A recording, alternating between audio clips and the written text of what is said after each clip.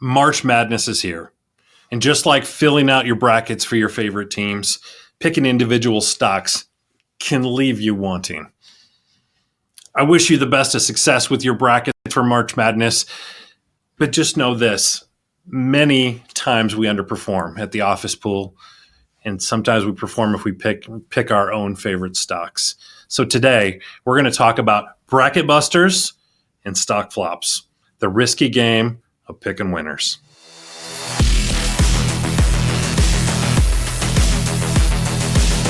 Hey, welcome to another episode of Power Your Retirement. I'm Walter Storholt, alongside, of course, financial advisor Steve Smith. And we've got a fun topic today as, Steve, I just filled out my bracket this morning, the day that we're taping today's episode. We run a yearly office pool for our employees, and we get really into it. It's a lot of fun.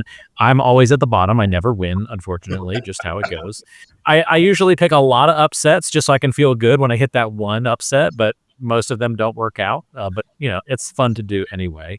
How about you? Are you big into March Madness and making picks and brackets and all that kind of thing? We're big into March Madness, NBA, anything with a round ball that you shoot up at a rim. At our house, it's always on. My wife is actually the biggest fan. But before I get too far into that, do you want to join our office pool? Because we're always looking to take a little extra money in. No, I've already set myself up. Well, you said you were at the bottom, so anyways. But no, it'd be hustling you. I don't know. Oh, that's true. That's true. Anyways, my wife is the biggest fan, and she knows all the players and does all the stuff. So yes, we are big into March Madness, but you and I are the same. And I was hoping to, not be on the bottom this year. Picking those random winners is very difficult, especially if you just spot watch the teams, for sure. Yes. There's and that's how a lot of people pick stocks in their portfolio. And that's just one of the parallels we're going to be able to draw on today's show. So this should be kind of fun. And then at the end of the episode, Steve, I want to get your pick for who's going to take home and cut down the nets and take home the title this year in the true March Madness. But let's first get into kind of this financial connection that exists here in this March Madness world. So as we're taping, it's getting ready to kick off the big dance, and a lot of people are going to have fun filling out their brackets, as you talked about. But often those brackets kind of come along, in the office pool or a friendly competition. Maybe you get a little money at the end of it. It's a lot of fun. But if you really look at the numbers, there's going to be way more brackets busted than successful winners out there. I thought this was an interesting stat, with the rise of betting markets and that kind of thing. Last year, 2024, had $2.7 billion estimated was wagered on March Madness last year. You can imagine this year probably, I would guess, is going to exceed $3 billion, with that just being even more popular now. So we're talking a lot of money. But not quite as much that's probably floating out there in the stock market, right? We're still well south of those amounts. And that's where we see another area where people take big risks, Steve, and often left without the reward of success is in the stock market. And we talk a lot about diversification, mutual funds, ETFs, things like that. But just like in sports gambling, there's this section of picking individual stocks that's really fun, but it gets a lot of people in trouble. So we found a study from an economist, Hendrik, and I think it's Bessembinder, but don't hold us on the pronunciation of his name. Yeah, but he closely, it seems like a smart guy just based on the name, right? He closely analyzed returns of 29,078 publicly listed common stocks from the period of 1926 to 2023 and published his data recently. And we're going to compare what he found to March Madness history and see if it's all that different from betting on your alma mater to take home the championship. So here are a couple of the lessons that we learned. First of all, Steve, many people guess winners, but the majority lose money. There is a 1 in 120.2 billion chance of getting a perfect bracket. And so far, all record keeping shows no one's ever been able to do it. It's never happened. Did you see any parallels in this study that kind of go along with that idea where people love guessing the winners, but most of the time we lose? Well, thanks, Walt, for bringing that study, because there's so many lessons in this study that people can take real life and real stock picking and start to correlate something that they can connect with. but it's absolutely true. So while basketball is always on in my house, usually NBA, some college, I really don't have any heartbeat on any of those college teams. I really don't. I don't know who the best players are. I know who I like, but that really, as you'll find out at the end of this, has no correlation to them being a great team because they're the ones that I like. Maybe you have the same situation. Maybe you have a certain type of restaurant that you like. So therefore, you'd want to pick that particular stock, or you have a certain type of computer that you like. Maybe it's a Dell or an Apple or a whatever. Maybe you're into Microsoft. But that doesn't mean, it may be great, but the point is that the criteria of what your preferences are can get you the same results as your preferences in a bracket for college. And the idea of that is, if you're just picking on preferences without any real qualitative or quantitative data, you're probably going to be with the majority in the study that lose money. It's just It's intuitive when you compare it to college basketball picking, but sometimes we don't always feel intuitive because we have an emotional attachment to those brands. Well, you hit the nail on the head. Part of that study showed that most stocks led to reduced rather than increased shareholder wealth. Again, when we're talking about these things on an individual type basis. And another stat that kind of lines into that is the odds of sustainable success are pretty slim when you're looking at individual stocks. The NCAA comparison here would be since the tournament began in 1939, almost a similar timeline to the stock market we're talking about here. Only 5 schools have made the tournament more than half of the time. So sustained success is pretty tough. The list, in case anybody's wondering: Kentucky, Kansas, UCLA, Duke, and North Carolina. If anyone hasn't noticed, there's a North Carolina hockey helmet and maybe some other paraphernalia hanging around in the background over there, subtly. That might be a bit of an homage to my alma mater. Interestingly, this study showed that only 31 stocks, Steve, out of 29,000 have been in the database the entire 98-year period. That's a pretty high failure rate of folks not being around for, that almost 100 years. Yeah, the odds are, very slim of having that long term. And those stats are amazing. And we don't always think of that. We just kind of type in the ticker that we particularly like, and all of a sudden this information comes out. But we don't think about how long have they been there in the past, and how long are they going to be around in the future? Are they going to fail? Are they going to have to go private because it's not sustainable? Do they have to merge? There's all these things that happen, and sometimes those are good things, and sometimes those are devastating things. And if you're not doing this every day, you're going to find out all these things a little bit too late. But we don't just stop there. And this is why I think those the successes are very slim, is because we have certain attachments to the stocks that we pick. Emotional attachments. I see this a lot, even when we pick them and they can see them in their portfolio. That's a diversified portfolio, but they can see the individual stocks that are there. People can get upset if they're Apple fanatics and we sell Apple, or they love Jeeps. So that would be, Chrysler or Fords or whatever. They've got this emotional attachment to the blue oval, right? And we sell that. Well, those are things that you're basing investment decisions on how you feel about a brand and marketing and your experience driving a particular car or model in a particular year. That can lead to losing a lot of money. So that's going to be a lot like me picking Carolina to win the tournament this year, even though they may be completely eliminated out of it by the time we post this episode. My bracket could already be shot, but it's my alma mater. I got to pick them. I got to pick them to go all the way through. And so that's familiar to me. I'm always hopeful that they're going to pull out the victory and upset everybody and figure a way to win. If I approach stocks the same way, it sounds like you're telling me that's going to lead me down a pretty bad path. But it's pretty common that people do that. Right. It's funny. You talk about like that emotional attachment to stocks. I had a very cool grandmother, can't remember if we've talked about her on a previous episode before, but she, throughout my young life, even when I was a little kid, she didn't give us the traditional grandmother, grandson type gifts. She didn't do presents or gifts. She gifted stock. So she would do small amounts of stock, but she would pick fun companies and things that a kid would find neat. So we had stock in Hershey and Walt Disney and, things like that. As we got older, then the stocks kind of got a little bit more mature, and she tried to show us then like the power of diversification and things like that. It was about the lessons that she was teaching.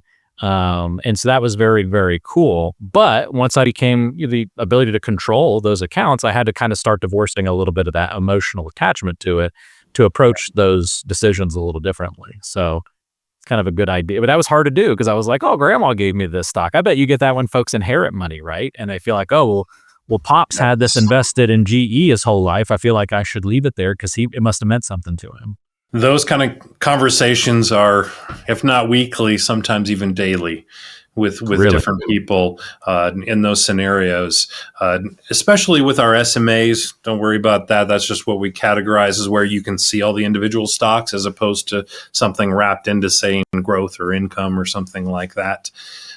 People talk about it at the water cooler, which is great, but we need to make sure we don't get emotionally attached, whether that's an inheritance or an existing portfolio we have. Sure, buy the iPhone every single time, but don't get an attachment to Apple stock. Although I use that one and Apple's done amazing, of course, but that's not always the case. Yeah. The quote from Hendrik's study, the important takeaway that he kind of concluded with was that investors often overestimate the worth of their information. They confuse the familiar with the safe, and they have the illusion of being in control. Sounds exactly like me filling out my March Madness bracket too. Yes. But that's pretty spot on. I mean, it's a pretty scathing review of how most people take that picking a stock approach. Right. And it's almost like when you do a review of a restaurant and your one experience is the same as everybody else, and you put a 5-star review in there because you had a great time, but when you go to Yelp, it's like 2.5. I'm like, what did I miss? Well, obviously you went on the right day, that they had the right cook and the right server and the right chef or whatever. You had an isolated great experience, but that doesn't mean that the business is heading in a positive direction. Yeah. I love that. There was a pizza place I used to go to, and the Yelp reviews or the Google reviews, whichever one it was, were very specific. They were like, go on Tuesdays and Thursdays. It's 5 stars because Tony's in the kitchen. If Andrew's in the kitchen, don't go. And like people would literally like walk in and go, who's in the kitchen today? And if they were like Andrew, they turn around and walk out. So bad. It's so like, true. Oh man, poor Andrew, man. His days are numbered. Oh yeah. They're going to look at that as how much money are we losing by having this guy out there. Yeah, Tony's in for a raise, I think, in that case. Yeah, that is. All right, so how about a final lesson here? My thought on the bracket is it should be just for fun, right? Yeah. Unless you're trying to win a $100,000 tournament, then yeah, you should probably divorce your emotions from your decisions. Otherwise, get out there, have a good time, and if I lose a couple of bucks in Steve's office pool, so be it. But what about on the financial side? What are the more important lessons that could be learned from this? The important lesson is we want to make sure that we don't use emotion to pick stocks. We want to use diversified portfolios that are put together by professionals and the appropriate risk and all those things that come together to make sure you have a positive experience. We want to make sure that we keep all the individual picking to sports, or if you like football, the Super Bowl, some kind of gamified, whether you like to, you like to bet on a team, or they've got this one that we did this year. I can't remember the name of it, but it was neat. Like all these different random things that can happen that can pay you out money that actually kept our team better than just win-lose by a certain amount of points. The prop bets are very popular, right? Yeah. Yeah. That was a way for us to gamify it, and in the end, I made $30, everybody. So there you go. So last year I made life-changing dollars, right? So sometimes you can get lucky in that, but you know what? The point wasn't to win $30. The point was to have a great time with friends. And if we can rib each other on who got this and who got that, all the better. But when it comes to real money, investments, we want to make sure that we're doing that much more thoughtfully. And even if the investments you have show exactly what you own, make sure that you still leave those calls to the professionals so they can maximize your return, because that's what you put in your bank is what really matters, what you hold. Maybe you love it, maybe you don't, but that's my takeaway. Let the professionals do what they do and keep the picking on the fun side for sport. It's a great point. A lot of good lessons there. All right, well, finish us off. Who did you pick for March Madness to win it all this year? Oh my goodness. Well, trying to remember, to be honest with you. I think that's how confident you are in your bracket. Maybe mine's more of a confession here. Are you going to confess you picked Duke and I'm picking Carolina? Hopefully not. So, Duke is my favorite from our top list. So sorry about that, Walt. It is my favorite from our, we had I think it was 5 that would have been in there the most. So Duke is my favorite off of that, but I always want to put Iowa, the Hawkeyes. Go Hawks. Okay. They don't have a shot, but we're going to go for them anyways. But I don't remember. Are they in the tournament? I don't even think they're in the tournament. I don't think so either. That's even worse. But you can tell how much thought and emotion I have in my stock. Did you accidentally pick Iowa State? That's probably what happened. Maybe it was Cyclones, but it took me all of like 2 minutes to fill it out. So I don't think I do want to join your group now, seeing how much thought you put into this. So my methodology, which is horrible, thankfully our portfolio managers put lots of thought into all y'all's portfolios. But my methodology is, how they give you the number one in each bracket. Basically, my thought is 3 to 1 out of and basically I want to do 75% of the time go for the better teams and then try to pick the upsets. So that is completely randomized and loses every year. So don't take my strategy, folks.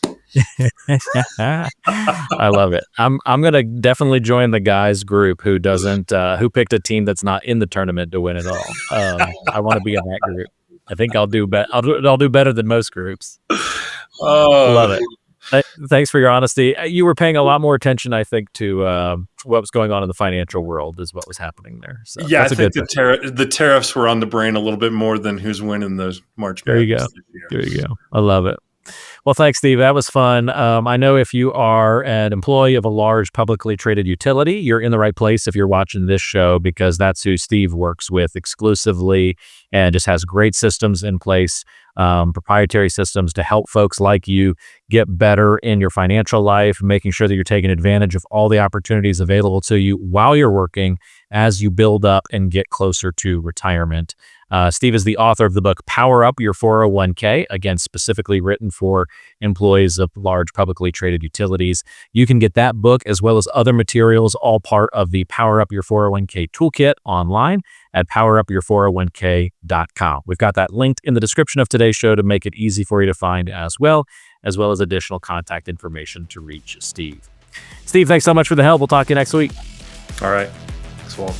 See you later. This podcast is provided by Powerhouse Financial Advisors, an independent firm with advisory services offered through Parson X Advisory Services, Inc., PAS, a federally registered investment advisor. The information provided is for informational and educational purposes only and should not be considered as personalized investment advice. PAS does not guarantee the accuracy, completeness, or suitability of this information for your specific circumstances. Investment decisions should be based on an individual's goals, time horizon, and risk tolerance. Past performance is not indicative of future results, and all investments carry a degree of risk, including the potential loss of principal.